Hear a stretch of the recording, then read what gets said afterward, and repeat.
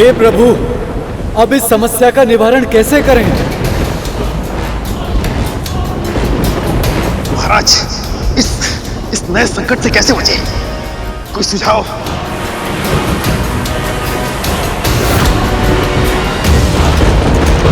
ये तो चंद्रमा है। इनके वास्तविक तेज को ये संसार संभाल नहीं पाएगा। ये तब शांत होंगे जब कोई महाशक्ति इन्हें धारण करेगी।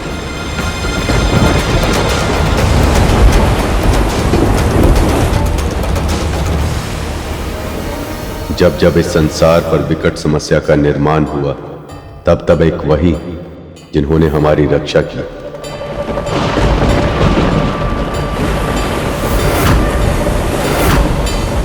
इस अपार शक्ति को वही धारण कर सकते हैं जिनका ना कोई आदि ना अंत, महादेव।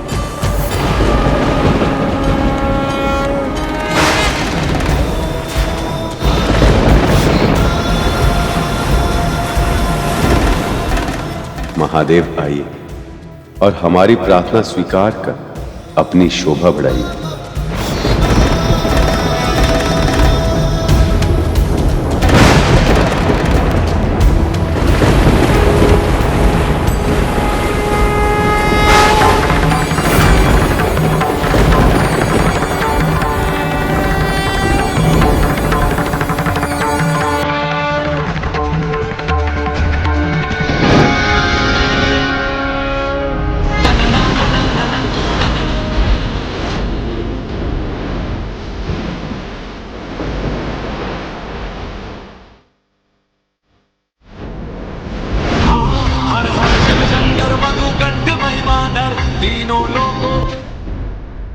महादेव, शिव शंभु।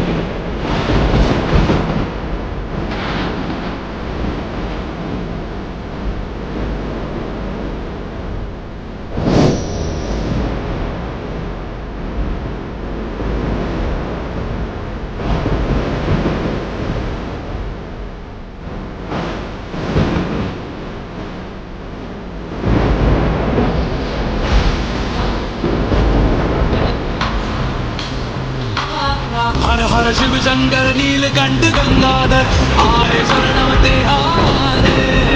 ज्ञान ऐसा विशाल बैठे हो मृगने छाए माथे चंद्र विराजे।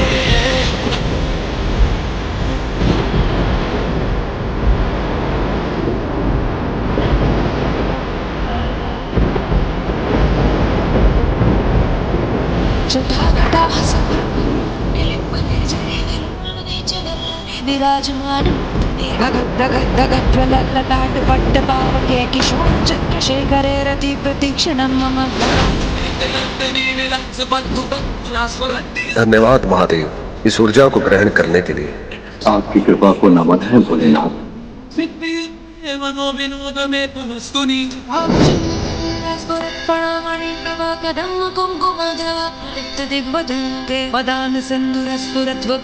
धन्य है आपकी कृपा, धन्य है आपका ये स्वरूप। आज संपूर्ण अवतार धारण कर आपने विश्व को धन्य कर दिया। इस क्षण से संसार आपको चंद्रशेखर के नाम से भी जाने। कल्याणकारी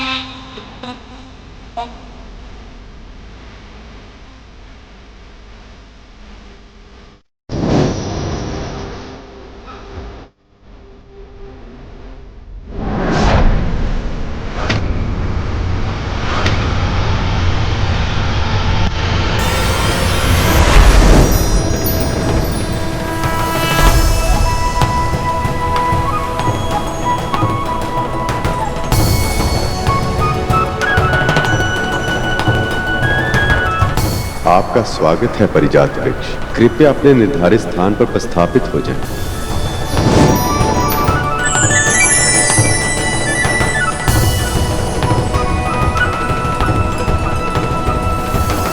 लो शक्ति!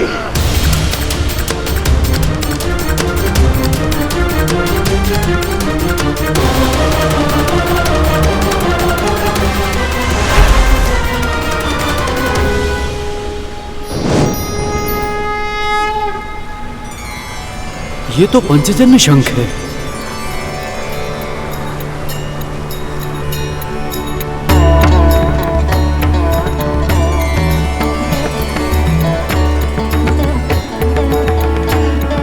यदि देव और असुर उचित समझे तो मैं ये शंख प्रभु विष्णु को दोनों पक्षों की ओर से भेंट देना चाहता हूं।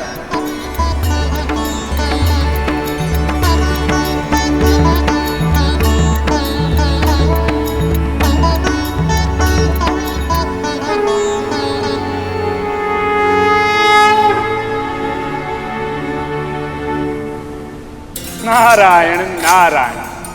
प्रभु इसे स्वीकार कीजिए।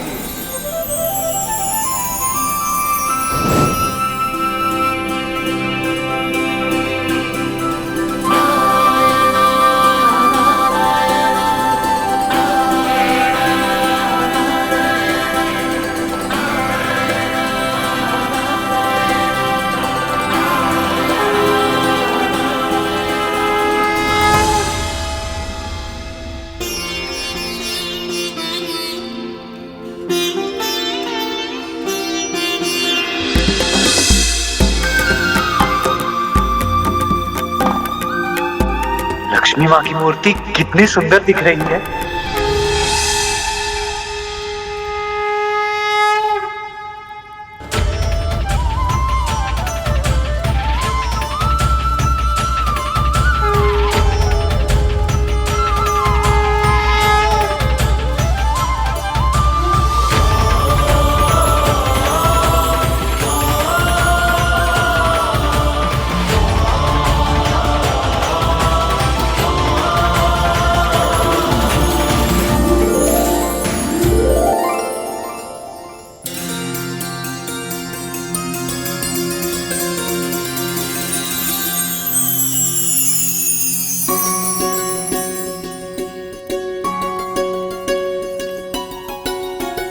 मिठाई? इसे साधारण मिठाई समझने की भूल मत करना। ये प्रसाद है। इसका एक एक कण पवित्र है। अपना सौभाग्य समझकर इसे ग्रहण करो।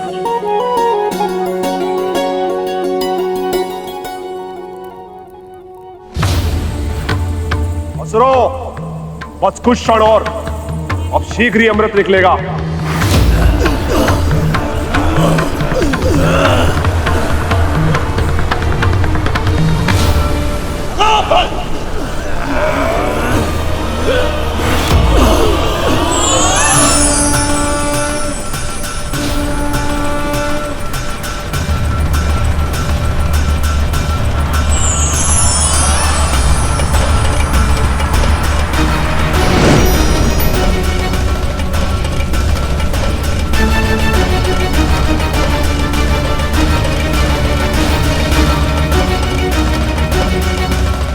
देवी तारा और रूमी, ये अप्सराओं का त्रेता युग में बहुत ही महत्वपूर्ण योगदान होगा।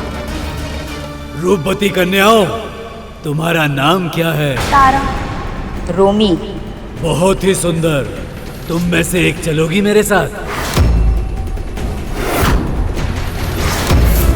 और दूसरी मेरे साथ। तुम दोनों ने सोच भी कैसे लिया कि मदिरा की तरह हम देवता इन दोनों पर अधिकार इतनी सरलता से छोड़ देंगे? इन पर तो केवल हमारा ही अधिकार है। ऐसे कैसे तुम्हारे साथ जाएगी? मेरे साथ जाएगी वो। दोनों पक्षों में से कोई भी इन स्त्रियों पर अधिकार नहीं जता सकता।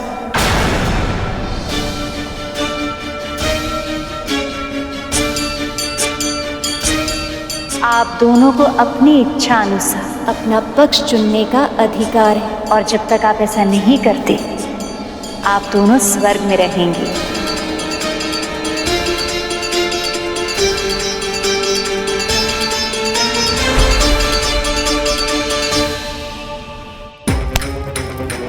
बड़ा आनंद आ रहा है ना दोनों को प्रसाद ग्रहण करने में। आने दो कर, ऐसा दंड दूंगा कि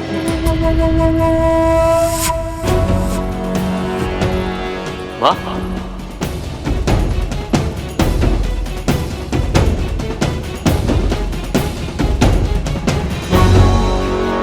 आपका मुख तो एकदम साफ हो गया, सारे धब्बे चले गए। ये चमत्कार कैसे हुआ माँ? विवाह कैसा था? बड़ा आनंद आया होगा ना? माँ बताइए ना, आप चुप क्यों हैं? विवाह तो समाप्त हो गया, किंतु मंथन अभी भी चल रहा है। अमृत किसी भी समय प्रकट हो सकता है और उससे अधिक महत्वपूर्ण मेरे लिए कुछ भी नहीं है। हाँ माँ, पर आपने तो वासुकी भैया के जाने से पहले ही सारी मांगे रख दी थी, तो फिर क्यों आप चिंतित हो रही हैं? क्योंकि मुझे किसी पर विश्वास नहीं है, ना तो देवताओं पे, ना ही असुरों पे। किंतु नारायण पे तो विश्वास है ना माँ?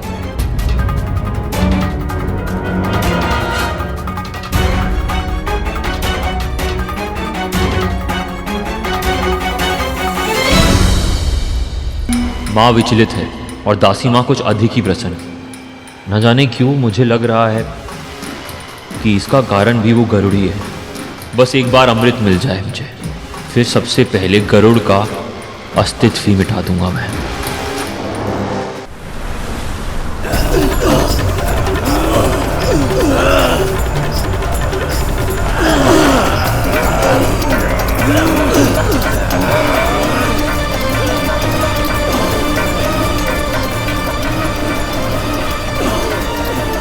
बहुत समय हो गया, अब तो अमृत ही मिलना चाहिए।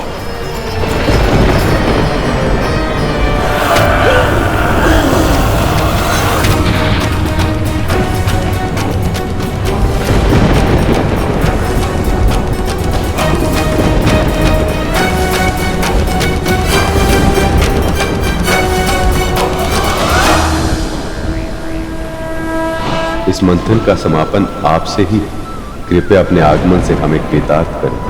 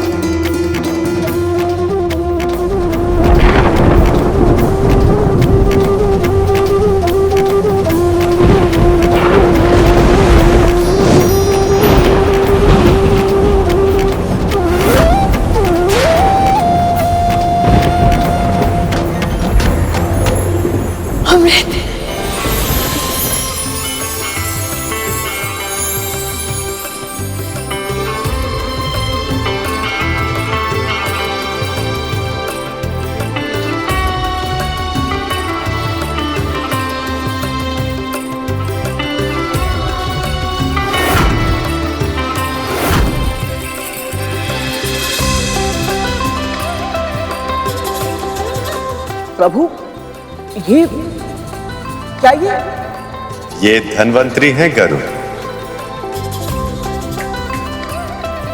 आरोग्य के देवता और औषधियों के ज्ञाता। अनंत काल से लेकर अब तक अमृत की रक्षा यही कर रहे हैं।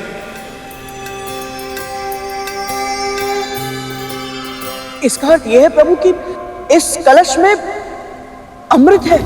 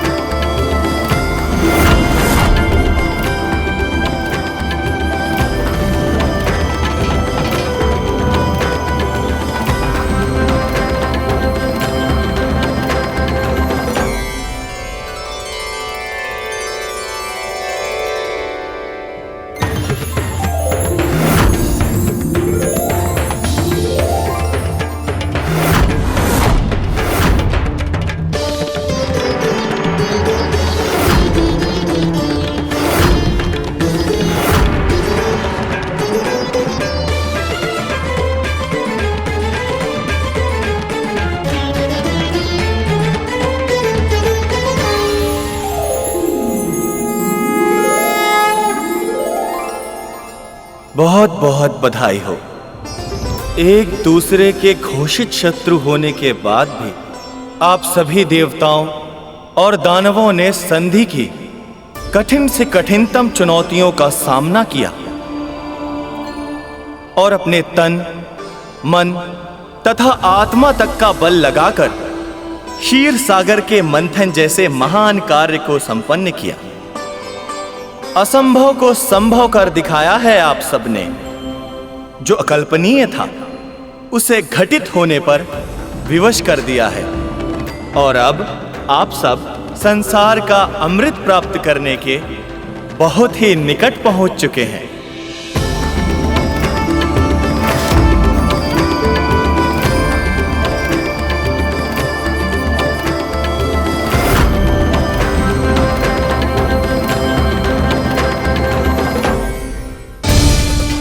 यही है संसार की सबसे दुर्लभ वस्तु, जो प्रकृति के अटल नियम मृत्यु को भी सदा सदा के लिए टाल देती है। रुकिए, मैं जानता हूं आप सब ने इसे पाने के लिए बहुत श्रम किया है, पर यह अमृत केवल उसे ही मिल सकता है जिसके लिए विधाता ने निर्धारित किया है।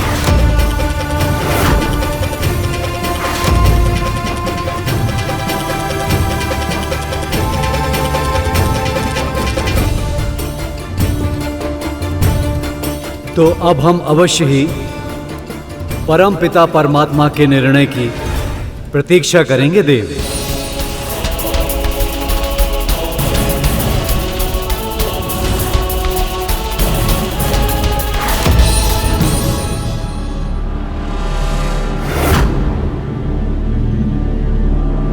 देव धन्वंतरी,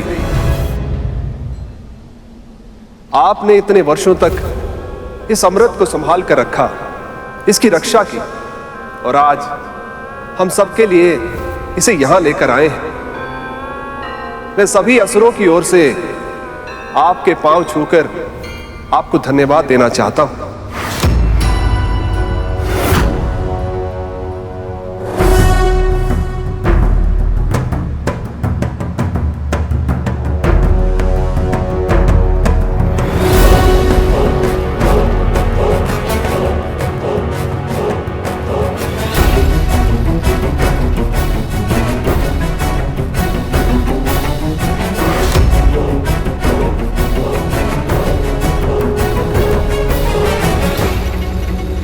यदि असुर इस नियम को तोड़ने का प्रयत्न करते हैं तो इसका दंड उन्हें भोगना होगा।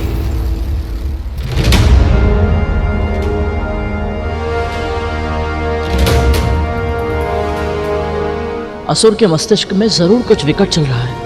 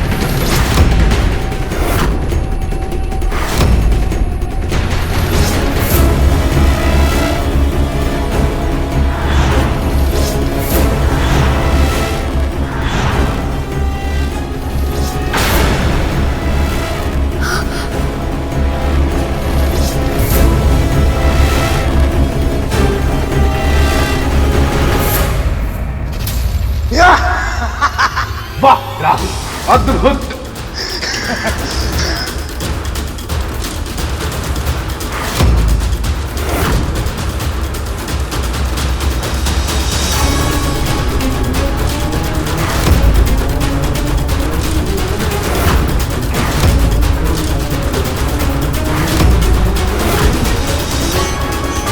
अमृत।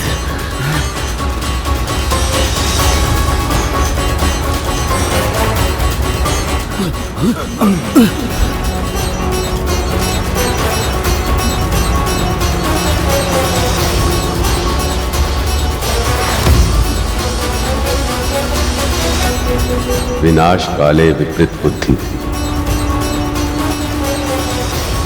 मंथन की संधि तोड़कर असुरों ने आत्म विनाश का आरंभ किया।